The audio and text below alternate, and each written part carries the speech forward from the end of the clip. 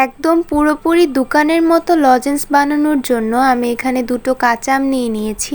আমগুলো ভালো করে পানি দিয়ে ধুয়ে আমি এইভাবে কিউব কিউব করে কেটে নিয়েছি। এবার আমি আমের টুকরোগুলোকে ব্লেন্ডারে ব্লেন্ড করার জন্য দিয়ে দিলাম। এর ভিতর কিছুটা পানি দিয়ে দিব পেস্ট করার জন্য। আমগুলোকে আমি পেস্ট করে নিয়েছি। আমগুলো পেস্ট করার পর একটা ছাঁকনির সাহায্যে ছেঁকে নিতে হবে, যাতে আমের কোনো শক্ত আঁশ বা আঁঠি না থাকে। দেখতেই পাচ্ছেন ছেঁকে নেওয়ার পর ছাঁকনির উপরে কতটা আঁশ জমা হয়েছে, তাই ছেঁকে নেওয়া খুবই জরুরি। এবার আমের পাল্পটা আমি একটা কড়াইয়ের ভিতর দিয়ে দিব। এখন আমি হাফ কাপ চিনি ঢেলে দিব। তারপর ভালো করে আমের পাল্পের সাথে মিশিয়ে নিব।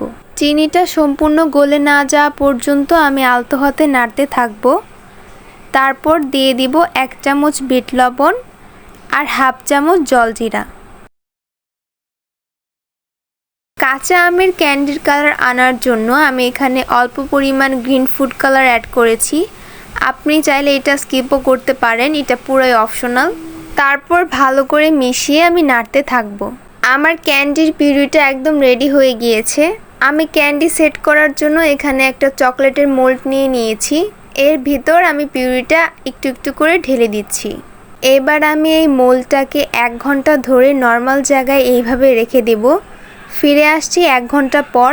দেখতেই পাচ্ছেন 1 ঘন্টা পর কিন্তু একদম ক্যান্ডির শেপে এগুলো জমে গিয়েছে। এটা কিন্তু ঠান্ডা হলে অটোমেটিকলি এইভাবে জমে যাবে। তো রেডি হয়ে গেছে আমাদের দোকানের মতো ঘরে তৈরি করা কাঁচা আমের ক্যান্ডি। বড় কিংবা ছোট সবাই কিন্তু ক্যান্ডি খেতে খুবই পছন্দ করে। আপনি বাসায় এইভাবে ক্যান্ডি বানিয়ে রাখলে আপনার কিন্তু আর দোকান থেকে কিনে খেতে হবে না। তো এখন আমের সিজন, তাই আপনারা বাজার থেকে আম কিনে এইভাবে ঘরে ক্যান্ডি বানাতে পারেন।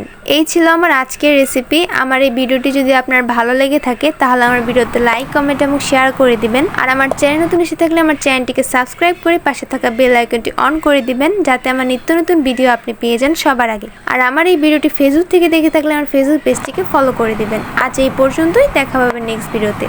আল্লাহ হাফেজ।